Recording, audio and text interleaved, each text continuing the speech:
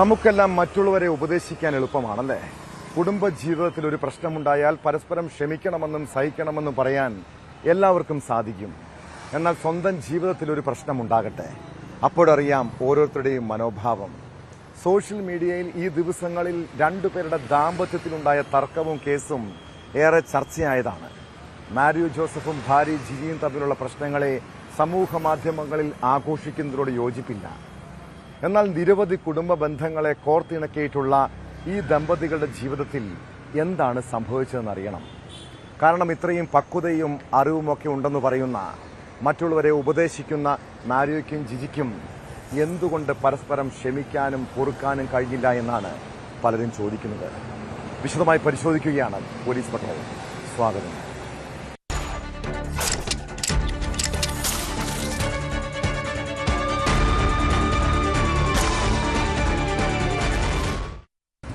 പ്രഭാഷണങ്ങളും പ്രവൃത്തിയും വഴി നമ്മളെ സ്വാധീനിച്ച കുറെ മനുഷ്യരുണ്ടല്ലേ? ചിലരുടെ വാക്കുകൾ നമുക്കെപ്പോഴും ആശ്വാസവും ആത്മവിശ്വാസവും പ്രതീക്ഷയുമാകാം. ചില വ്യക്തികളെ കാണുമ്പോൾ അവരെ അനുകരിക്കാൻ തോന്നാറുണ്ട്. സോഷ്യൽ മീഡിയ ഇൻഫ്ലുവൻസർമാരും സുവിശേഷ പ്രഘോഷകരുമായ മാരിയോ ജോസഫും ഭാര്യ ജിജിയും കുറെ ആളുകളിൽ സ്വാധീനം ചെലുത്തിയവരാണ്. ഒട്ടേറെ തകർന്ന കുടുംബ ബന്ധങ്ങളെ കോർത്തിണക്കിയ രണ്ടുപേരും മാതൃകാ ദമ്പതികളെന്നാണ് കരുതിയത്. മുസ്ലിം കുടുംബത്തിൽ ജനിച്ച് ദരിദ്ര പശ്ചാത്തലത്തിൽ വളർന്നു വന്ന സുലൈമാൻ പിന്നീട് ക്രിസ്ത്യാനിയായി മാറിയതാണ് കഥ. ഒരു ധ്യാന കേന്ദ്രത്തിൽ വെച്ച് പരിചയപ്പെട്ടാണ് ജിജിയെ വിവാഹം കഴിക്കുന്നത്. ഇവരുടെ കുടുംബ ജീവിതത്തിന്റെ തുടക്കം കുറെ കഷ്ടപ്പാടുകൾ നിറഞ്ഞതായിരുന്നു. പിന്നീട് സുവിശേഷ പ്രഘോഷണവും കൗൺസിലിങ്ങും ചാരിറ്റിയുമൊക്കെയായി രണ്ടുപേരും സമൂഹ മാധ്യമങ്ങളിലെ താരങ്ങളായി വളർന്നു. മറ്റുള്ളവരെ ഉപദേശിച്ച് നടന്ന മാരിയോയ്ക്കും ജിജിക്കുമിടയിൽ ഒടുവിൽ എന്തായിരിക്കും സംഭവിച്ചത്? രണ്ടുപേരും തമ്മിൽ പ്രൊഫഷണൽ പ്രശ്നങ്ങൾ ഉണ്ടായിരുന്നുവെന്നാണ് എഫ്ഐആറിലെ വിവരങ്ങൾ.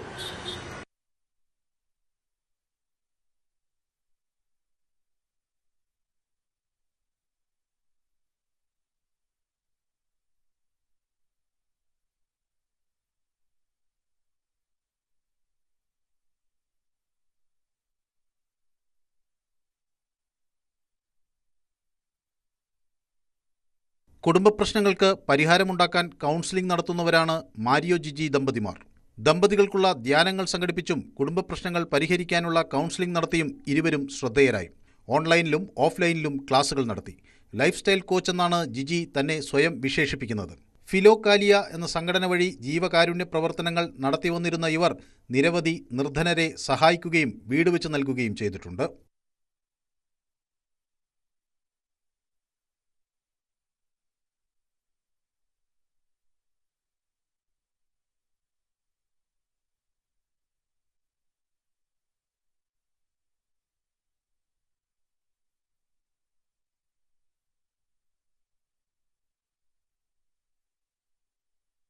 ഇസ്ലാം മതവിശ്വാസിയായിരുന്ന സുലൈമാനാണ് പിന്നീട് മാരിയോ ജോസഫായി മാറിയത്. 2.5 പതിറ്റാണ്ട് മുൻപ് ഒരു അസുഖം വന്നതോടെയാണ് കൊല്ലം സ്വദേശി സുലൈമാൻ ക്രിസ്തുമതത്തിലേക്ക് തിരിയുന്നത്. പിന്നീട് ചാലക്കുടി പോട്ടയിലെത്തി. അവിടെ മാരിയോ ജോസഫ് എന്ന സുവിശേഷകനായി. ഇതിനിടെ ജിജിയെ കാണുന്നു. ആ അടുപ്പം പ്രണയമായി, ഒടുവിൽ വിവാഹത്തിലുമെത്തി. രണ്ടുപേരും സുവിശേഷ രംഗത്ത് സജീവമായിരുന്നു. ഇതിനിടെ ഇരുവരുടെ ജീവിതത്തിലും സാമ്പത്തിക പ്രതിസന്ധിയുണ്ടായി. അതോടെ ബോബി ചെമ്മണ്ണൂരിന്റെ സ്ഥാപനത്തിൽ മോട്ടിവേറ്ററായി മാരിയോ എത്തുന്നു. ഭാര്യയും നല്ല ജോലിയിൽ പ്രവേശിച്ചു. അങ്ങനെ സാമ്പത്തികമായി ഉയർന്നു. പിന്നീട് ബോബിയുമായി പ്രശ്നങ്ങളുണ്ടാവുകയും അതിനുശേഷം ഫിലോകാലിയ ഫൗണ്ടേഷൻ എന്ന പുതിയ ചാരിറ്റി സംഘടനയ്ക്ക് രൂപം നൽകുകയും ചെയ്തു. അതിന്റെ പേരിൽ ജീവകാരുണ്യ പ്രവർത്തനവും സുവിശേഷ പ്രഘോഷണവും കൗൺസിലിംഗുമായി മാരിയോ ജിജി ദമ്പതികൾ സമൂഹമാധ്യമങ്ങളിലടക്കം താരങ്ങളായി. ഇവരുടെ യാത്രകളും പ്രഭാഷണങ്ങളും ലോകമെമ്പാടുമുള്ള മലയാളികൾ ശ്രവിക്കാൻ തുടങ്ങി. എല്ലാ നിയന്ത്രണവും ആദ്യം ജിജിക്കായിരുന്നു. പിന്നീട് മാരിയോ ജോസഫ് കാര്യങ്ങളിൽ ഇടപെട്ടതോടെയാണ് പ്രശ്നങ്ങളുടെ തുടക്കം. അങ്ങനെ ഇരുവരും 2 വീടുകളിലേക്ക് താമസം മാറി. ഫിലോകാലിയ ഫൗണ്ടേഷൻ 200 പേർക്ക് വീട് നൽകിയെന്നാണ് ഇവരുടെ അവകാശവാദം. ഇപ്പോൾ അതിരപ്പള്ളിയിൽ ആദിവാസികൾക്കായി 30 വീടുകൾ നിർമ്മിച്ചു നൽകുന്ന കാലയളവിലാണ് ഇരുവർക്കുമിടയിൽ പ്രശ്നങ്ങളുണ്ടാകുന്നത്. മാരിയോയും ജിജിയും തമ്മിൽ സ്ഥാപനം, തൊഴിൽ എന്നിവ സംബന്ധിച്ച് തർക്കമുണ്ടായി. 9 മാസമായി ഇവർ അകന്നുകഴിയുകയാണെന്ന് പോലീസ് പറയുന്നു. ഭർത്താവ് സെറ്റ് ടോപ്പ് ബോക്സ് കൊണ്ട് തലയ്ക്കടിച്ചുവെന്നും കയ്യിൽ കടിച്ചുവെന്നും തലമുടിയിൽ പിടിച്ചു വലിച്ചുവെന്നുമാണ് പരാതിയിൽ പറയുന്നത്. നവംബർ 1-നാണ് ജിജി പോലീസിൽ പരാതി നൽകിയത്. സംഭവത്തിൽ കേസെടുത്ത് ചാലക്കുടി പോലീസ് അന്വേഷണം നടത്തിവരികയാണ്. വഴക്കിനിടെ തന്റെ മൊബൈൽ നശിപ്പിച്ചെന്നും ജിജി ചാലക്കുടി പോലീസിന് നൽകിയ പരാതിയിൽ പറയുന്നു. ജാമ്യം ലഭിക്കാവുന്ന വകുപ്പുകൾ പ്രകാരമാണ് പോലീസ് കേസെടുത്തിരിക്കുന്നത്. 1 മാസം തടവും 5000 രൂപ പിഴയും ലഭിക്കുന്ന കുറ്റമാണിത്. ജിജിക്കെതിരെ മാരിയോ ജോസഫും പരാതി നൽകിയിട്ടുണ്ട്. പരാതി പരിശോധിച്ചു വരികയാണെന്ന് പോലീസ് പ്രതികരിച്ചു. ജിജിയുടെ 1,60,000 രൂപ വില വരുന്ന ഫോണാണ് തകർത്തത്. ഇത് നന്നാക്കാൻ 70,000 രൂപ വേണ്ടിവരും. ഈ ഫോണിൽ പല നിർണായക തെളിവുകളുമുണ്ടായിരുന്നു. അത് നശിപ്പിക്കാനാണ് ഫോൺ തകർത്തത് എന്നാണ് ആരോപണം.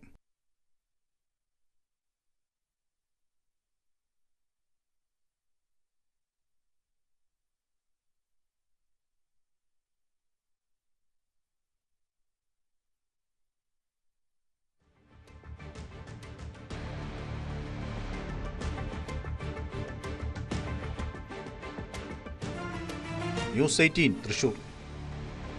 കേരള കലാമണ്ഡലത്തിലെ അധ്യാപകനെതിരായ ലൈംഗിക പീഡന പരാതി അതീവ ഗൗരവമുള്ളതാണ്. ക്ലാസ്സിൽ മദ്യപിച്ചെത്തുകയും വിദ്യാർത്ഥിനികളെ ലൈംഗിക ചുവയോടെ സ്പർശിക്കുകയും ചെയ്ത കനകകുമാറിനെതിരെ കേസെടുത്തെങ്കിലും അയാളെ പിടികൂടാൻ പോലീസിന് ഇപ്പോഴും കഴിഞ്ഞിട്ടില്ല. വിദ്യാർത്ഥികൾക്കെതിരായ ലൈംഗിക അതിക്രമ കേസിൽ പ്രതിയായ അധ്യാപകൻ കനകകുമാറിനായുള്ള അന്വേഷണം പോലീസ് ഊർജിതമാക്കിയിട്ടുണ്ട്.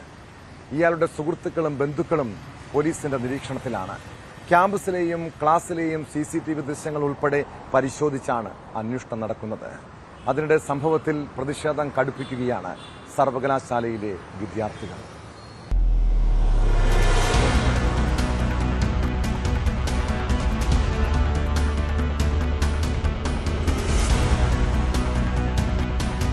ചെറുതുരുത്തി പോലീസ് പോക്സോ വകുപ്പ് പ്രകാരം കേസെടുത്തതിന് പിന്നാലെയാണ് ദേശമംഗലം സ്വദേശിയായ അധ്യാപകൻ കനകകുമാർ ഒളിവിൽ പോയത്. അതിന് തൊട്ടുമുൻപ് ഫോണിൽ ബന്ധപ്പെട്ടവരെക്കുറിച്ച് പോലീസ് അന്വേഷണം ആരംഭിച്ചു. ടവർ ലൊക്കേഷനുകളും ഫോൺ രേഖകളും പോലീസ് പരിശോധിക്കുന്നുണ്ട്. അതേസമയം സംഭവത്തിൽ പ്രതിഷേധം കടുപ്പിക്കുകയാണ് സർവകലാശാലയിലെ വിദ്യാർത്ഥികൾ. ഇവിടെ കലാമണ്ഡലത്തിൽ കുറച്ചധികം കാലങ്ങളായിട്ട് തന്നെ വിദ്യാർത്ഥികൾ പല അധ്യാപകരിൽ നിന്നും, എല്ലാവരും എന്ന് പറയുന്നില്ല, എന്നാൽ ഒരു വിഭാഗം അധ്യാപകരിൽ നിന്നും പല രീതിയിലുള്ള ചൂഷണങ്ങൾ, മാനസികമായും ശാരീരികമായും, അവരുടെ എക്സാംസിൽ അവരെന്നെ തോൽപ്പിക്കും, അല്ലെങ്കിൽ വീട്ടിൽ വിളിച്ച് അവരെന്നെ കുറ്റം പറയും, അങ്ങനെയുള്ള ഭീഷണികളിൽ നിന്നും, അങ്ങനെ ഒരുപാട് കാര്യങ്ങളിൽ നിന്നും അവരെന്നെ ഭീഷണിപ്പെടുത്തിക്കൊണ്ടിരിക്കുകയാണ് അധ്യാപകർ. അപ്പം അതിൽ നിന്നും ഇവരെന്നെ മോചിപ്പിക്കുക അല്ലെങ്കിൽ അവരെ പ്രൊട്ടക്ട് ചെയ്യുക എന്ന രീതിയിൽ ആണ് നമ്മൾ ഇങ്ങനെ ഒരു പ്രതിഷേധമായിട്ട് മുന്നോട്ട് വരുന്നത്. ഇപ്പോഴാണ് ഒരു വിഭാഗം കുട്ടികൾ അവരുടെ പ്രതിഷേധം ഒരു കംപ്ലൈന്റ് എന്ന രീതിയിൽ ഒരു അധ്യാപകനെതിരെ നൽകിയിട്ടുള്ളത്. അങ്ങനെയുള്ള എല്ലാ അധ്യാപകർക്കെതിരെയുള്ള പ്രതിഷേധമായി വിദ്യാർത്ഥി യൂണിയൻ കലാമണ്ഡലത്തിൽ ഒരു പ്രതിഷേധ യജ്ഞം പോലെ നടത്തുകയാണ്. മദ്യപിച്ച് ക്ലാസ്സിലെത്തി ലൈംഗികാതിക്രമം നടത്തിയെന്നായിരുന്നു 6 കുട്ടികളുടെ പരാതി. പരാതിയിൽ കഴമ്പുണ്ട് എന്ന് പ്രഥമ ദൃഷ്ട്യാ ബോധ്യപ്പെട്ട സാഹചര്യത്തിൽ കലാമണ്ഡലം വൈസ് ചാൻസലർ കനകകുമാറിനെ സസ്പെൻഡ് ചെയ്തിരുന്നു. തുടർന്ന് VC-യുടെ നിർദ്ദേശപ്രകാരം ചെറുതുരുത്തി പോലീസ് സ്റ്റേഷനിൽ വിദ്യാർത്ഥികൾ പരാതി നൽകി. വിദ്യാർത്ഥിനികളുടെ വിശദമായ മൊഴി രേഖപ്പെടുത്തിയ ശേഷമാണ് പോക്സോ ആക്ട് പ്രകാരം പോലീസ് കേസ് രജിസ്റ്റർ ചെയ്തത്. ഇതിന് പിന്നാലെയാണ് പ്രതി ഒളിവിൽ പോയത്. കനകകുമാറിനായി തെരച്ചിൽ തുടരുന്ന പോലീസ് ഇയാളുടെ ബന്ധുക്കളെയും സുഹൃത്തുക്കളെയും നിരീക്ഷിച്ചു വരികയാണ്. ടവർ ലൊക്കേഷനുകളും ഫോൺ രേഖകളും പോലീസ് പരിശോധിക്കുന്നുണ്ട്. അതിനിടെ കനകകുമാറിനെതിരായ തെളിവുകൾ പരമാവധി ശേഖരിക്കാനുള്ള ശ്രമത്തിലാണ് പോലീസ്. ക്യാമ്പസിലെ CCTV ഫുട്ടേജുകൾ, വിദ്യാർത്ഥിനികളുടെ മൊഴികൾ, സഹപാഠികളുടെ സാക്ഷിമൊഴികൾ എന്നിവ പോലീസ് പരിശോധിച്ചു വരികയാണ്. മദ്യപിച്ചു എന്ന ആരോപണത്തിനുള്ള തെളിവുകളും ശേഖരിക്കുന്നുണ്ട്. സംഭവത്തിൽ സ്ഥാപനത്തിന്റെ ഇന്റേണൽ കമ്മിറ്റിയും അന്വേഷണം തുടരുകയാണ്.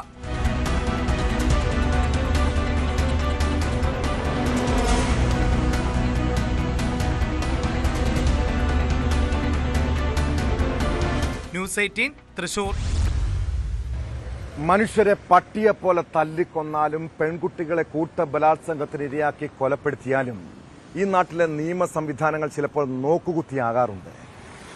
ഇനി ഇരകൾക്കും അവരുടെ കുടുംബത്തിനും നീതി കിട്ടണമെങ്കിൽ വർഷങ്ങളുടെയും പതിറ്റാണ്ടുകളുടെയും കാത്തിരിപ്പ് വേണ്ടി വന്നേക്കാം.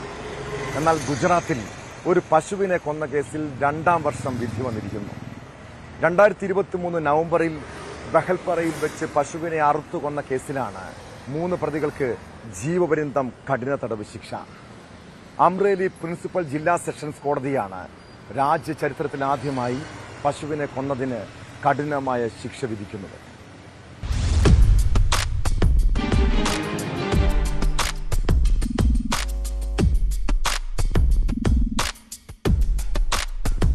അമ്രേലിയിലെ ചെറിയ പട്ടണത്തെ ഇളക്കിമറിക്കുകയും ഗുജറാത്ത് മൃഗസംരക്ഷണ നിയമത്തെക്കുറിച്ച് സംസ്ഥാന തലത്തിൽ ചർച്ചകൾക്ക് തിരികൊളുത്തുകയും ചെയ്ത 1 വർഷം നീണ്ട വിചാരണയ്ക്ക് ശേഷമാണ് വിധി. അക്രം ഹാജി സോളങ്കി, സത്താർ ഇസ്മയിൽ സോളങ്കി, കാസിം സോളങ്കി എന്നിവരെ ഗോഖലെ കശാപ്പ് ചെയ്തതിനും മാംസം കടത്തിയതിനും കോടതി കുറ്റക്കാരാണെന്ന് കണ്ടെത്തി. 2023 നവംബറിൽ മോട്ട കാട്കിവാദ് ഏരിയയിലെ ബഹർപരയിൽ വെച്ച് 3 പേർ ചേർന്ന് ഒരു പശുവിനെ അറുക്കുകയും അതിന്റെ അവശിഷ്ടങ്ങൾ മുനിസിപ്പൽ ഓടയിൽ തള്ളി ഹിന്ദു സമൂഹത്തിന്റെ മതവികാരം വ്രണപ്പെടുത്തുകയും ചെയ്തുവെന്നാരോപിച്ച് പോലീസ് കോൺസ്റ്റബിൾ വൻരാജ് മൻസാരിയ പരാതി നൽകിയിരുന്നു. തുടർന്ന് ASI RN മൽക്കിയുടെ നേതൃത്വത്തിലുള്ള അമ്രേലി സിറ്റി പോലീസ് സംഘം 2023 നവംബർ 6 കട്കിവാഡയിലെ ഒരു വീട്ടിൽ റെയ്ഡ് നടത്തിയതോടെയാണ് കേസിന്റെ തുടക്കം. പ്രധാന പ്രതിയായ അക്രം സോളങ്കിയുടെ വീട്ടിൽ നടത്തിയ പരിശോധനയിൽ അടുക്കളയിൽ ചിതറിക്കിടക്കുന്ന നിലയിൽ വാലുകൾ, തോലുകൾ, കാൽഭാഗങ്ങൾ എന്നിവയുൾപ്പെടെ കശാപ്പ് ചെയ്ത മൃഗങ്ങളുടെ ഭാഗങ്ങൾ ഉദ്യോഗസ്ഥർ കണ്ടെത്തി. 40 കിലോ ഗോമാംസം, മൃഗാവശിഷ്ടങ്ങൾ, കത്തികൾ, തൂക്കുന്നതിനുള്ള ത്രാസ്, ഒരു വാഹനം എന്നിവ പോലീസ് പിടിച്ചെടുക്കുകയും കാസിം സോളങ്കിയെ സംഭവസ്ഥലത്ത് വെച്ച് അറസ്റ്റ് ചെയ്യുകയും ചെയ്തു. അക്രം സത്താർ എന്നിവർ ആദ്യം ഓടി രക്ഷപ്പെട്ടെങ്കിലും പിന്നീട് പിടിയിലായി. 2017 അവസാനമായി ഭേദഗതി ചെയ്ത ഗുജറാത്ത് മൃഗസംരക്ഷണ നിയമപ്രകാരമാണ് കോടതി മൂവരെയും ശിക്ഷിച്ചത്. ഇന്ത്യൻ ശിക്ഷാ നിയമത്തിലെ 429 വകുപ്പ് പ്രകാരം കന്നുകാലികളെ കൊല്ലുന്നതിലൂടെയുള്ള നാശനഷ്ടം, ആരാധനാലയം അശുദ്ധമാക്കുന്നതിനെതിരായ 295 വകുപ്പ് എന്നിവയാണ് പ്രതികൾക്ക് മേൽ ചുമത്തിയത്. വിചാരണയ്ക്കിടെ പ്രോസിക്യൂഷൻ സാക്ഷിമൊഴികളും ഫോറൻസിക് റിപ്പോർട്ടും വെറ്റിനറി ഡോക്ടറുടെ പരിശോധനാ റിപ്പോർട്ടും ഹാജരാക്കി. കണ്ടെടുത്ത മാംസം ഗോമാംസമാണെന്ന് ഇവയിൽ വ്യക്തമാക്കിയിരുന്നു. അതേസമയം റെയ്ഡ് നടന്നത് ജനവാസ കേന്ദ്രത്തിലുള്ള പ്രതികളുടെ വീട്ടിലായിരുന്നുവെന്നും സ്വതന്ത്ര സാക്ഷികളെ എളുപ്പത്തിൽ ലഭ്യമായിരുന്നിട്ടും പോലീസ് ഏകപക്ഷീയമായ അന്വേഷണം നടത്തുകയും അവരെ ഉൾപ്പെടുത്താതിരിക്കുകയും ചെയ്തുവെന്ന് പ്രതിഭാഗം വാദിച്ചു. സ്വതന്ത്ര സാക്ഷികളുടെ പിന്തുണയില്ല എന്ന കാരണം കൊണ്ട് മാത്രം പോലീസ് നടപടിയെ അവിശ്വസനീയമെന്നോ പക്ഷപാതപരമെന്നോ കണക്കാക്കാനാവില്ലെന്ന് കോടതി ഉത്തരവിൽ വ്യക്തമാക്കി. സംഭവസ്ഥലത്ത് നിന്ന് ശേഖരിച്ച മാംസം ഗോമാംസമാണെന്ന് പ്രോസിക്യൂഷൻ രേഖാമൂലം തെളിയിച്ചിട്ടുണ്ടെന്നും കോടതി ചൂണ്ടിക്കാട്ടി.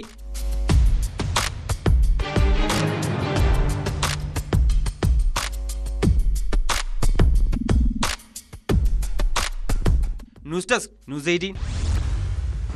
ബാബറി മസ്ജിദ് തകർത്തതിന്റെ വാർഷിക ദിനമായ ഡിസംബർ 6 രാജ്യത്തെ വിവിധയിടങ്ങളിൽ സ്ഫോടനം നടത്താൻ പദ്ധതി. അതിനായി ഭീകരവാദികൾ തയ്യാറാക്കിയത് 32 കാറുകൾ. ഇതിലൊരു കാറാണ് ചെങ്കോട്ടയ്ക്ക് മുന്നിൽ പൊട്ടിത്തെറിച്ചത്. ഡൽഹി സ്ഫോടന കേസിൽ അറസ്റ്റിലായവരെ ചോദ്യം ചെയ്തതിൽ നിന്ന് ഞെട്ടിപ്പിക്കുന്ന വിവരങ്ങളാണ് അന്വേഷണ ഏജൻസികൾക്ക് ലഭിച്ചത്. സ്ഫോടനവുമായി ബന്ധപ്പെട്ട ഗൂഢാലോചനയുടെ ഉത്ഭവം തുർക്കിയിൽ നിന്ന നിർണായക വിവരവും പുറത്തുവരുന്നുണ്ട്. പൊട്ടിത്തെറിച്ച കാർ ഓടിച്ചത് ഡോക്ടർ ഉമർ നബി എന്ന DNA പരിശോധനയിൽ വ്യക്തമായി.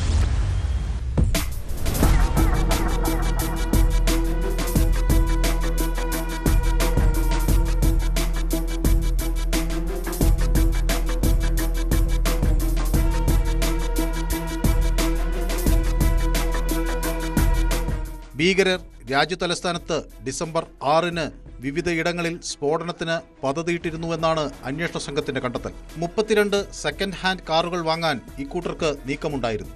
ഭീകരപ്രവർത്തനത്തിന് ഉപയോഗിച്ച 4ാമത്തെ കാറും അന്വേഷണ സംഘം കണ്ടെത്തിയിട്ടുണ്ട്. ബ്രസ കാർ അൽ ഫലാഹ് സർവകലാശാലയിൽ നിന്നാണ് കണ്ടെടുത്തത്. ഭീകരസംഘത്തിലെ വനിതാ ഡോക്ടർ ഷഹീൻ സായിദിന്റെ കാറാണിത്. കഴിഞ്ഞ ദിവസം അറസ്റ്റിലായ ഷഹീൻ സായിദ് ഭീകരസംഘടനയായ ജെയ്ഷെ മുഹമ്മദിന്റെ വനിതാ വിഭാഗമായ ജമാഅത്തുൽ മുഅ്മിനാത്തിന്റെ ഇന്ത്യയിലെ നേതാവാണെന്നും പോലീസ് പറഞ്ഞു. ഭീകര സംഘടനകളിലേക്ക് വനിതകളെ ചേർക്കുന്നതിന്റെ നേതൃത്വം വഹിച്ചെന്നാണ് പോലീസ് കണ്ടെത്തിയിരിക്കുന്നത്. ജെയ്ഷെ തലവൻ മസൂദ് അസറിന്റെ അനന്തരവന്റെ ഭാര്യ ആരിഫ ബീബിയുമായി ഷഹീന് ബന്ധമുണ്ടെന്ന വിവരവും പുറത്തുവരുന്നുണ്ട്.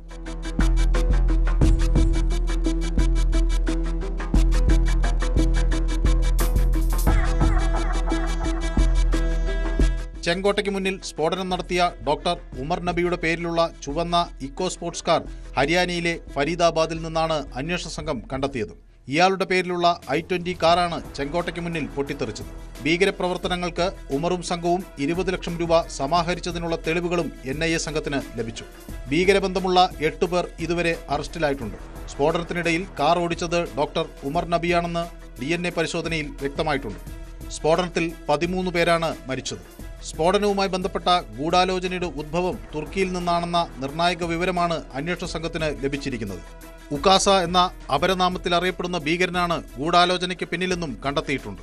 അൽ ഫലാഹ് യൂണിവേഴ്സിറ്റിയിലെ ഡോക്ടർ ഉമർ നയിച്ച ഡൽഹി മോഡ്യൂളിലെ ഭീകരർക്കും ഭീകര സംഘടനകളായ ജെയ്ഷെ മുഹമ്മദ്, അൻസാർ ഗസ്വത്ത് ഉൽ ഹിന്ദ് എന്നിവർക്കിടയിലെ കണ്ണിയായി പ്രവർത്തിച്ചത് ഉകാസയാണെന്നാണ് വിലയിരുത്തൽ. 2022 തുർക്കിയിൽ വെച്ച് നടന്ന ഗൂഢാലോചനയിൽ ഡോക്ടർ ഉമറും പങ്കെടുത്തുവെന്നാണ് അന്വേഷണ സംഘത്തിന് ലഭിച്ചിരിക്കുന്ന വിവരം. 2022 മാർച്ചിൽ തുർക്കിയിലെത്തിയ ഉമർ 2 ആഴ്ചക്കാലം അങ്കാറയിൽ താമസിക്കുകയും ചെയ്തു. ടെലിഗ്രാം വഴിയായിരുന്നു ഉകാസയുമായി ഉമർ ബന്ധപ്പെട്ടിരുന്നത്. ഇന്ത്യയിലെ സ്ലീപ്പിംഗ് സെല്ലുകൾ എങ്ങനെ സ്ഥാപിക്കണമെന്നായിരുന്നു പ്രധാന അജണ്ട.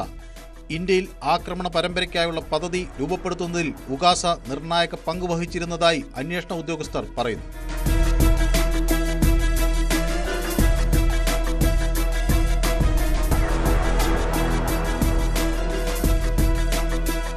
അതിനിടെ ചെങ്കോട്ട സ്ഫോടനത്തിനു പിന്നിൽ അമോണിയം നൈട്രേറ്റ് ഫ്യൂവൽ ഓയിലും ഡെറ്റനേറ്ററുകളുമാണെന്ന സൂചനയുണ്ട്. സ്ഫോടനം നടന്ന സ്ഥലത്തു നിന്ന് പ്രധാന ഘടകമായ അമോണിയം നൈട്രേറ്റിന്റെ അംശം കണ്ടെത്തിയിരുന്നു. വീര്യവും കുറഞ്ഞ നിർമ്മാണ ചെലവും കാരണം വ്യാവസായിക ആവശ്യങ്ങൾക്കും ഭീകര ആക്രമണങ്ങൾക്കുമുള്ള സ്ഫോടക വസ്തുക്കൾ നിർമ്മിക്കാനും ഇത് വ്യാപകമായി ഉപയോഗിക്കുന്നുണ്ട്. അനേകം ഭീകരാക്രമണങ്ങളിൽ വില്ലനായിരുന്നു അൻഫോ എന്നറിയപ്പെടുന്ന ammonium nitrate fuel oil.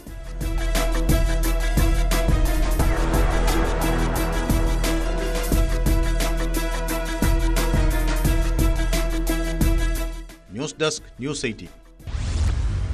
Alappuzha കൈച്ചൂണ്ടിയിലെ രേഷ്മ എന്ന യുവതി കുട്ടിക്കാലം മുതൽ ജീവിതത്തിൽ കുറേ യാതനകൾ നേരിട്ടതാണ്.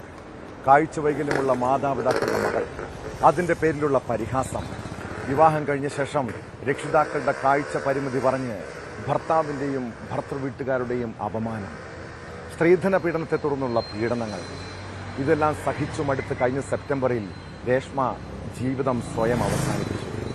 സംഭവത്തിൽ കേസെടുത്തതിന് പിന്നാലെ ഭർത്താവ് ഡിബിനും ഭർത്തൃപിതാവ് ദിലീപ് കുമാറും ഒളിവിൽ പോയിരിക്കുകയാണ്. എന്നാൽ പ്രതികളുടെ അറസ്റ്റ് വൈകുന്നതിനെതിരെ അന്ധരായ രക്ഷിതാക്കൾ നീതി തേടി ഇപ്പോൾ സമര പോരാട്ടത്തിലാണ്. ആലപ്പുഴ ജില്ലാ പോലീസ് ആസ്ഥാനത്തിന് മുന്നിൽ നടന്ന പ്രതിഷേധത്തിൽ കാഴ്ച പരിമിതിയുള്ള 50-ലധികം പേർ പങ്കെടുത്തു.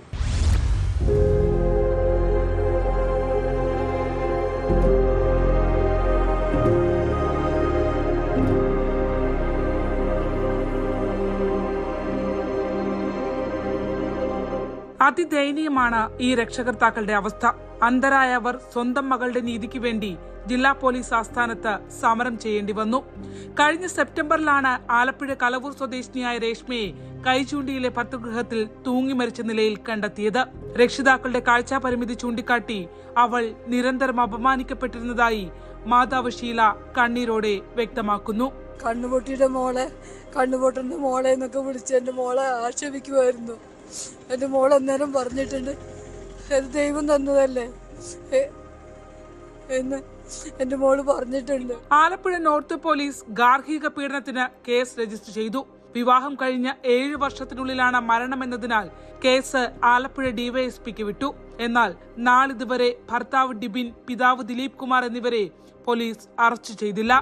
ഇതിൽ പ്രതിഷേധിച്ചായിരുന്നു അന്ധരായ മാതാപിതാക്കളുടെ സമരം.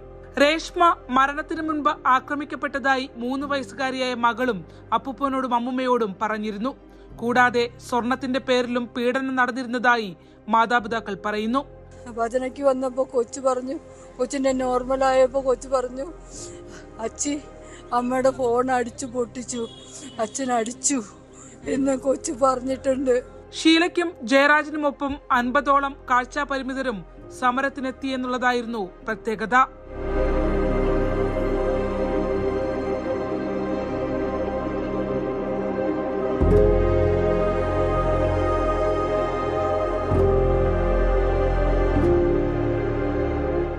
ന്യൂസ് 18 ആലപ്പുഴ.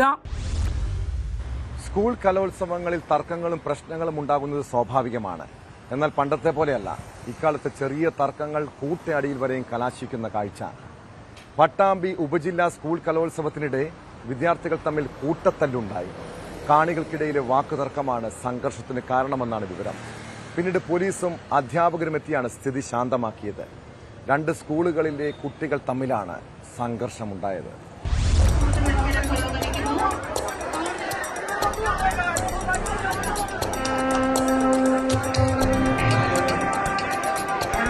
പട്ടാമ്പി ഉപജില്ലാ സ്കൂൾ കലോത്സവത്തിനിടയിലാണ് വിദ്യാർത്ഥികൾ തമ്മിലടിച്ചത്. ദഫ്മുട്ട് മത്സരം നടക്കുന്നതിനിടെയുണ്ടായ തർക്കമാണ് സംഘർഷത്തിൽ കലാശിച്ചത്. ദഫ്മുട്ടുമായി ബന്ധപ്പെട്ട് കാണികൾ തമ്മിലാണ് തർക്കം തുടങ്ങിയത്. പിന്നീട് തർക്കത്തിൽ വിദ്യാർത്ഥികളും പങ്കുചേരുകയായിരുന്നു. തുടർന്നാണ് കയ്യാങ്കളി തുടങ്ങിയത്. Naduvattam government Janatha higher secondary സ്കൂളിലെ വിദ്യാർത്ഥികളും Koppam government vocational higher secondary സ്കൂളിലെ വിദ്യാർത്ഥികളുമാണ് ഏറ്റുമുട്ടിയത്.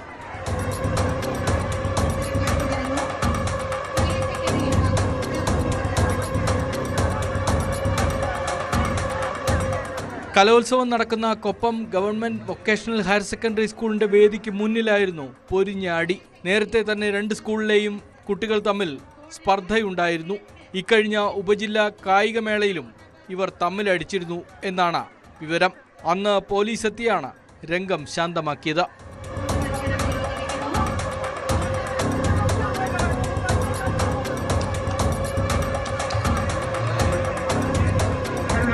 ന്യൂസ് 18 പട്ടാമ്പി. തീവ്രവാദ ബന്ധമുള്ളവരെയും മാവോയിസ്റ്റുകളെയും കൊടും കുറ്റവാളികളെയും പാർപ്പിച്ചിരിക്കുന്ന വിയ്യൂരിലെ അതീവ സുരക്ഷാ ജയിൽ. ഇവിടെ ജയിൽ ഉദ്യോഗസ്ഥർ ഭീതിയോടെയാണ് ജോലി ചെയ്യുന്നത്. കാരണം കൊടും കുറ്റവാളികളായ തടവുകാർ ഏത് സമയവും ആക്രമണകാരികളാകാം. വിയ്യൂരിൽ ഉദ്യോഗസ്ഥനെ തടവുകാർ സംഘം ചേർന്ന് മർദ്ദിച്ച സംഭവത്തെക്കുറിച്ചാണ് പറഞ്ഞു വരുന്നത്. മാവോയിസ്റ്റ് തടവുകാരൻ മനോജും NIA കേസ് പ്രതി മുഹമ്മദ് അസുദ്ദീനും ചേർന്നാണ് അസിസ്റ്റന്റ് പ്രിസൺ ഓഫീസർ അഭിനവിനെ മർദ്ദിച്ചത്.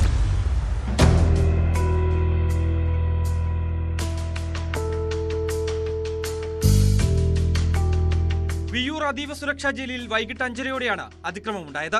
സമയം കഴിഞ്ഞിട്ടും സെല്ലിൽ കയറാത്ത തടവുകാരോട് അസിസ്റ്റന്റ് പ്രിസൺ ഓഫീസർ അഭിനവ് സെല്ലിൽ കയറാൻ ആവശ്യപ്പെടുകയായിരുന്നു. തുടർന്ന് പ്രകോപിതരായ 2 തടവുകാരാണ് അഭിനവിനെ ആക്രമിച്ചത്. മാവോയിസ്റ്റ് തടവുകാരൻ മനോജ്, NIA തടവുകാരൻ മുഹമ്മദ് അസറുദ്ദീൻ എന്നിവർ ചേർന്നാണ് അഭിനവിനെ മർദ്ദിച്ചത്. അഭിനവിനെ ആക്രമിക്കുന്നത് കണ്ട് മറ്റൊരു തടവുകാരൻ ഓടിയെത്തി. ആക്രമണം തടയാൻ ശ്രമിച്ച അയാൾക്കും മർദ്ദനമേറ്റു. ഇരുവരെയും തൃശൂർ മെഡിക്കൽ കോളേജ് ആശുപത്രിയിൽ പ്രവേശിപ്പിച്ചു.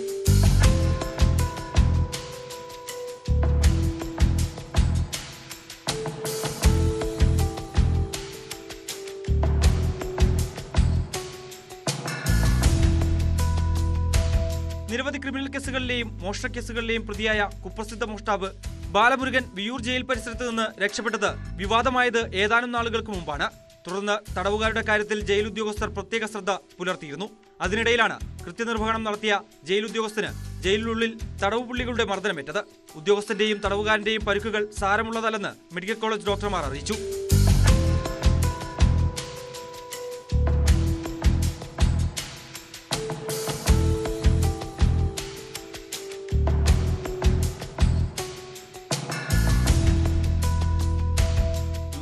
തൃശൂർ. ശബരിമല സ്വർണ്ണക്കൊള്ളയിൽ ദേവസ്വം ബോർഡ് മുൻ പ്രസിഡന്റ് A. പത്മകുമാറിന് ഇത് നെഞ്ചിടിപ്പിന്റെ മണിക്കൂറുകളാണ്. അയ്യപ്പന്റെ സ്വത്ത് കട്ടത്തിന്റെ പങ്ക് പറ്റിയിട്ടുണ്ടെങ്കിൽ കണക്കു പറയേണ്ടി വരും പത്മകുമാറെ.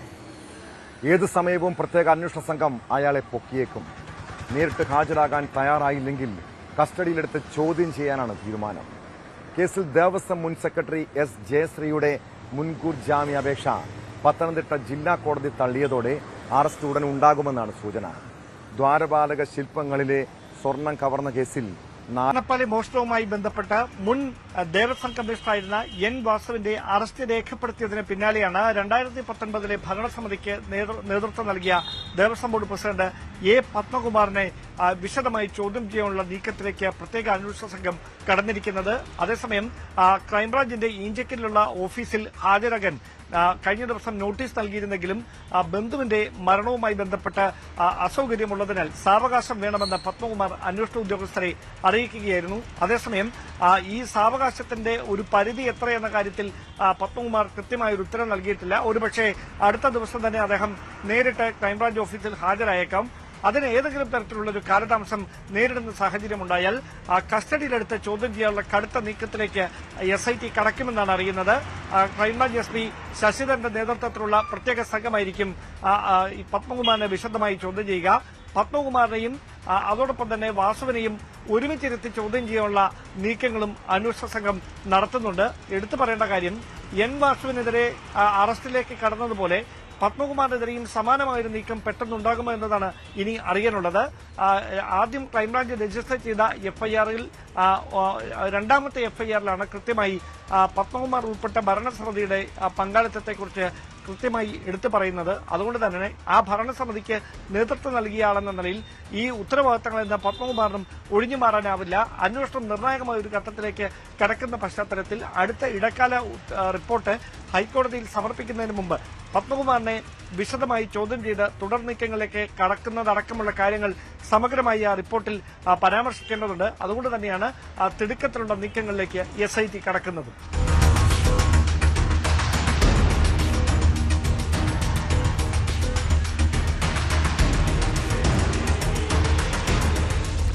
സ്വർണ്ണക്കടത്ത് കേസിലെ പ്രതിയായ പോലീസുകാരനെ ശബരിമലയിൽ പോലീസ് കൺട്രോളറായി നിയമിച്ചത് ആരുടെ വഴിവിട്ട ഇടപെടലാണ്? 2 പതിറ്റാണ്ടിലേറെയായി പോലീസ് കൺട്രോളറായ ഉദ്യോഗസ്ഥനെ മാറ്റി കൃഷ്ണകുമാറിനെ നിയമിച്ചതിൽ പല സംശയങ്ങളും ദുരൂഹതയുമുണ്ട്. 2014 നെടുമ്പാശ്ശേരി സ്വർണ്ണക്കടത്ത് കേസിൽ പ്രതിയായിരുന്ന കൃഷ്ണകുമാറിന്റെ നിയമനം വിവാദമായതോടെ ഉത്തരവ് റദ്ദാക്കിയിരിക്കുന്നു. കോടതി ഇടപെടലിനെ തുടർന്നാണ് കൃഷ്ണകുമാറിന്റെ നിയമനം റദ്ദാക്കി ADGP ഉത്തരവിറക്കിയത്.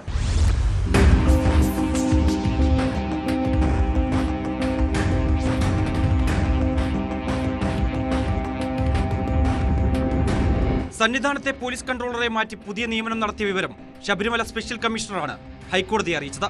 തുടർന്നാണ് ഇക്കാര്യത്തിൽ സമഗ്ര റിപ്പോർട്ട് സമർപ്പിക്കാൻ ഹൈക്കോടതി നിർദ്ദേശം നൽകിയത്. ഏത് സാഹചര്യത്തിലാണ് ഇത്തരത്തിലുള്ള ഉദ്യോഗസ്ഥൻ ഈ പദവിയിലേക്ക് വന്നത് എന്ന് കോടതി ആരാഞ്ഞു. ആർ കൃഷ്ണകുമാറിന്റെ സർവീസ് കാലയളവിലെ പ്രകടനം, സ്വഭാവം, അച്ചടക്ക നടപടി നേരിട്ടിട്ടുണ്ടോ തുടങ്ങി മുഴുവൻ വിശദാംശങ്ങളും അടങ്ങിയ റിപ്പോർട്ട് നൽകണമെന്ന് ഹൈക്കോടതി ഇടക്കാല ഉത്തരവിൽ നിർദ്ദേശിച്ചിരുന്നു. കൂടാതെ പമ്പയിലും സന്നിധാനത്തും നിർണായക സ്ഥാനങ്ങൾ വഹിക്കുന്ന മറ്റുന്നത പോലീസ് ഉദ്യോഗസ്ഥരുടെയും വിശദാംശങ്ങൾ സമർപ്പിക്കാൻ കോടതി ആവശ്യപ്പെട്ടു. തുടർച്ചയായി 2 വർഷത്തിലേറെ സന്നിധാനം, പമ്പ ഡ്യൂട്ടി ചെയ്യുന്ന പോലീസുകാരുടെ മുഴുവൻ വിവരങ്ങളും സമർപ്പിക്കണം. ശബരിമല ചീഫ് പോലീസ് കോർഡിനേറ്ററായ ADGP S. ശ്രീജിത്തിനാണ് ഹൈക്കോടതി നിർദ്ദേശം നൽകിയിരുന്നത്. സന്നിധാനത്ത് 2 പതിറ്റാണ്ടിലേറെയായി പോലീസ് കൺട്രോളറായ ഉദ്യോഗസ്ഥനെ മാറ്റിയായിരുന്നു കൃഷ്ണകുമാറിനെ നിയമിച്ചത്. ഒരേ ഉദ്യോഗസ്ഥനെ ദീർഘകാലം തുടരാൻ അനുവദിക്കുന്നത് സുതാര്യതയെയും കാര്യക്ഷമതയെയും പ്രതികൂലമായി ബാധിക്കുമെന്നും ഹൈക്കോടതി വിലയിരുത്തിയിരുന്നു. കോടതി ഇടപെടലിനെ തുടർന്നാണ് കൃഷ്ണകുമാറിന്റെ നിയമനം റദ്ദാക്കി ADGP ഉത്തരവിറക്കിയത്. അടൂർ ക്യാമ്പിലെ SI ആർ കൃഷ്ണകുമാർ 2014 നെടുമ്പാശ്ശേരി സ്വർണ്ണക്കടത്ത് കേസിൽ പ്രതിയായിരുന്നു.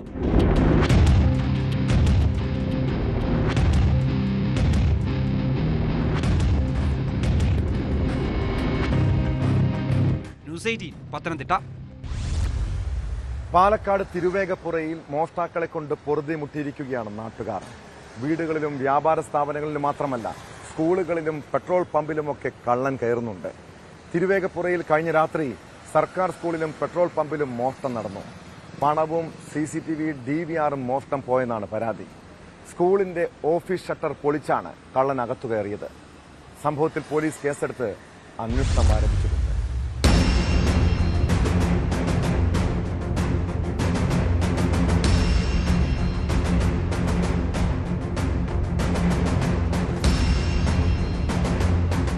പാലക്കാട് പട്ടാമ്പിക്കടുത്ത തിരുവേഗപ്പുറയിലെ ഗവൺമെന്റ് സ്കൂളിലും പെട്രോൾ പമ്പിലുമാണ് കഴിഞ്ഞ രാത്രിയിൽ കള്ളൻ കയറിയത്. തിരുവേഗപ്പുറ നരിപ്പറമ്പ് ഗവൺമെന്റ് UP സ്കൂളിലും സമീപത്തെ ഭാരത് പെട്രോൾ പമ്പിലുമാണ് മോഷണം നടന്നത്. സ്കൂളിന്റെ ഓഫീസ് ഷട്ടർ പൊളിച്ചാണ് കള്ളൻ അകത്ത് കയറിയത്. ഓഫീസിലെ സാധനങ്ങളെല്ലാം വാരി വലിച്ചിട്ട നിലയിലായിരുന്നു. റൂമിൽ സൂക്ഷിച്ചിരുന്ന 7000-ഓളം രൂപ നഷ്ടപ്പെട്ടതായി സ്കൂൾ അധികൃതർ പറഞ്ഞു.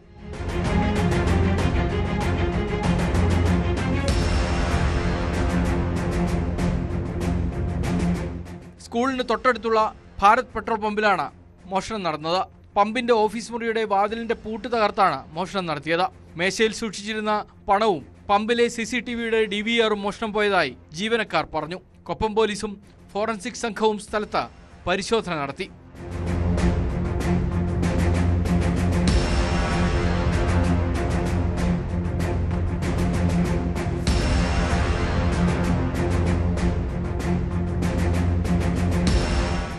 ന്യൂസ് 18 പട്ടാമ്പി. കാൽനട യാത്രക്കാരായ സ്ത്രീകളുടെ ശ്രദ്ധയ്ക്ക്, നിങ്ങൾ തനിച്ച് യാത്ര ചെയ്യുമ്പോൾ ബൈക്കിലെത്തുന്നവർ വഴി ചോദിച്ച് വാഹനം നിർത്തുന്നുണ്ടെങ്കിൽ സൂക്ഷിക്കണം കേട്ടോ. പാലക്കാട് ഒറ്റപ്പാലത്ത് ക്ഷേത്രത്തിൽ തൊഴാനെത്തിയ വയോധികയുടെ സ്വർണ്ണമാല പിടിച്ചുപറിച്ച ഒരു സംഭവമുണ്ടായി. കവർച്ചയ്ക്ക് ശേഷം ബൈക്കിൽ കടന്നുകളഞ്ഞ മോഷ്ടാവിനായി തിരച്ചിൽ ഊർജിതമാണ്. മോഷ്ടാവിന്റെ CCTV ദൃശ്യങ്ങൾ ശേഖരിച്ച പോലീസ് ഇയാൾക്കായി വല വിരിച്ചിരി കഴിഞ്ഞു.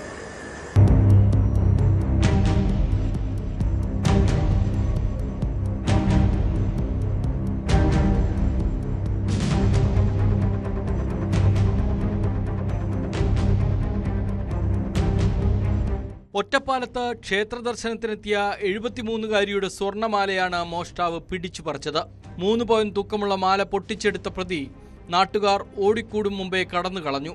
ബുധനാഴ്ച രാവിലെ പട്ടണത്തിലെ സുന്ദരയ്യർ റോഡിൽ നിന്ന് ബസ് സ്റ്റാൻഡ് പരിസരത്തേക്കുള്ള പാത തുടങ്ങുന്ന ഭാഗത്ത് വെച്ചാണ് അമ്പലപ്പാറ ചെറുമുണ്ടശ്ശേരി നെടിയങ്കൽ ബേബി സരോജത്തിന്റെ കഴുത്തിൽ കിടന്ന മാല തൊപ്പിവെച്ച ഒരാൾ പിടിച്ചു പറിച്ചത്.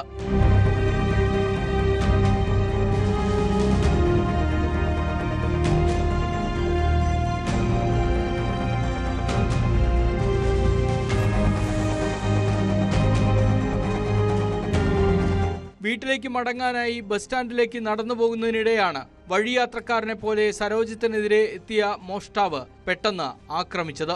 ബാഗ് പിറകിൽ തൂക്കി നടന്നുവന്ന ഇയാൾ ടീഷർട്ടും ജീൻസുമാണ് ധരിച്ചിരുന്നത്. സുന്ദരയ്യർ റോഡിൽ നിന്ന് തിരിയുന്ന ഭാഗത്ത് ആരുമില്ലെന്ന് ഉറപ്പാക്കിയായിരുന്നു പ്രതി മാല പിടിച്ചു പറിച്ചത്. സരോജം ഉറക്കെ നിലവിളിക്കുന്നത് കേട്ട് പരിസരത്തുള്ള ആളുകൾ ഓടിയെത്തുമ്പോഴേക്ക് പ്രതി രക്ഷപ്പെട്ടിരുന്നു. ഓടിക്കൂടിയ നാട്ടുകാരും വിവരമറിഞ്ഞെത്തിയ പോലീസും ഏറെ നേരം തെരഞ്ഞെങ്കിലും ഫലമുണ്ടായില്ല. പരിസരത്തെ CCTV ദൃശ്യങ്ങൾ ശേഖരിച്ച പോലീസ് ഇയാൾക്കായി തെരച്ചിൽ ഊർജിതമാക്കി. ആളെക്കുറിച്ച് അറിയാവുന്നവർ അറിയിക്കണമെന്ന് ഒറ്റപ്പാലം പോലീസ് അഭ്യർത്ഥിച്ചിട്ടുണ്ട്. അതേസമയം ഇപ്പോൾ ലഭിച്ച സൂചനകളുടെ അടിസ്ഥാനത്തിലാണ് അന്വേഷണം.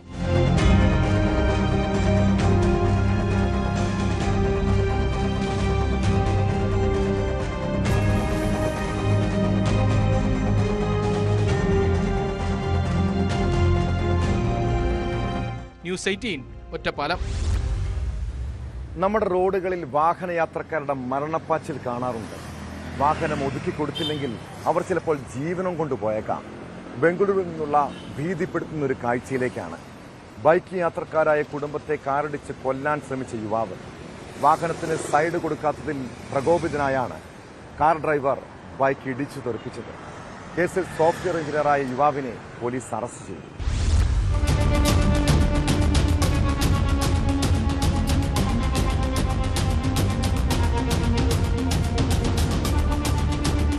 ബംഗളൂരുവിലെ സദാശിവൻ പോലീസ് സ്റ്റേഷൻ പരിധിയിലെ ബെൽ റോഡിൽ കഴിഞ്ഞ മാസമാണ് മനസ്സാക്ഷിയെ മരവിപ്പിക്കുന്ന ക്രൂരത അരങ്ങേറിയത്. തനിക്ക് സൈഡ് നൽകിയിരുന്നില്ല എന്നതിൽ അരിശം പൂണ്ടാണ് കാർ ഡ്രൈവറായ 23-കാരന്റെ അതിക്രമം.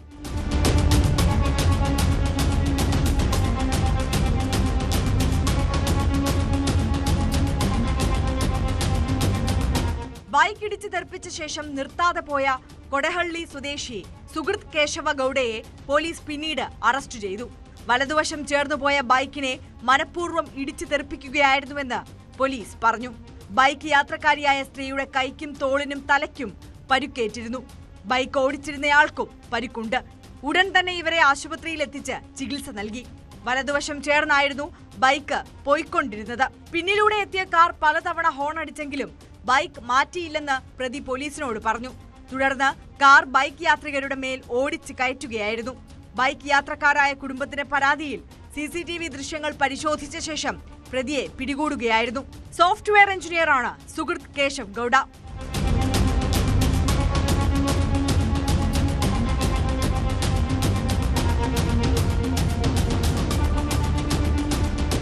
News desk, news 18. തിരുവനന്തപുരം SATയിൽ പ്രസവത്തിനെത്തിയ യുവതി മരിച്ച സംഭവമാണ് പോലീസ് പട്രോൾ ഇനി പരിശോധിക്കുന്നത്.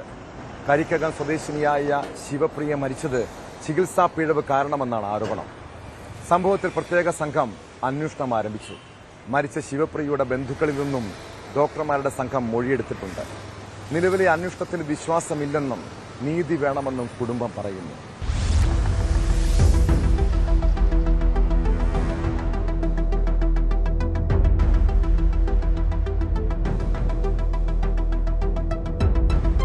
തിരുവനന്തപുരം കരിക്കകം സ്വദേശിയായ ശിവപ്രിയയാണ് പ്രസവശേഷമുണ്ടായ അണുബാധയെ തുടർന്ന് കഴിഞ്ഞ ഞായറാഴ്ച മരിച്ചത്.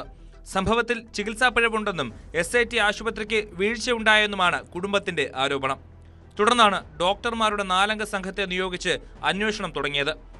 രാവിലെ SAT ആശുപത്രിയിലെത്തി കുടുംബം അന്വേഷണ സംഘത്തിന് മൊഴി നൽകി. എനിക്കിതിൽ വലിയ വിശ്വാസമില്ല. കാര്യം എന്ന് വെച്ചാൽ ഇപ്പം എന്റെ കുഞ്ഞ് ജനിച്ചിട്ട് എന്റെ അമ്മ മരണപ്പെട്ടു. ഇത്രയും ദിവസമായിട്ട് SAT ഭാഗത്തു നിന്ന് വിളിച്ചു ചോദിക്കുക കുഞ്ഞിന് ആരോഗ്യനില എങ്ങനെയുണ്ടോന്ന് ഇതുവരെ തിരക്കിയിട്ട് പോലുമില്ല. അപ്പൊ എനിക്കിതിൽ വലിയ വിശ്വാസം പോരാ. അങ്ങനെ ആവശ്യമായിട്ടൊന്നും പറയില്ല, പക്ഷെ നമുക്ക് നീതി കിട്ടണം. കുടുംബത്തെ സഹായിക്കാനുള്ള ഇടപെടൽ സർക്കാർ നടത്തണമെന്ന് സഹോദരൻ പറഞ്ഞു. എന്തായാലും പറ്റേണ്ടത് പറ്റേണ്ട ശേഷം തിരിച്ചു കിട്ടാൻ പോകുന്നില്ല. ഞങ്ങൾക്ക് നീതി വേണം, അത്രേ ഉള്ളൂ. അത് ഏത് ഗവൺമെന്റ് ആയാലും ശരി വാങ്ങിച്ചു തരണം. അതിനാണ് ഇത്രയും സംസാരിക്കുന്നത്. ആലപ്പുഴ മെഡിക്കൽ കോളേജിലെ ഗൈനക്കോളജി വിഭാഗം HOD doctor Sangeetha, critical care HOD doctor Latha, surgery വിഭാഗം മേധാവി ഡോക്ടർ സജികുമാർ, കോട്ടയം മെഡിക്കൽ കോളേജിലെ infection disease HOD Juby John എന്നിവരാണ് അന്വേഷണ സംഘത്തിലുള്ളത്. വെള്ളിയാഴ്ച മെഡിക്കൽ കോളേജ് വിദ്യാഭ്യാസ ഡയറക്ടർക്ക് റിപ്പോർട്ട് നൽകും.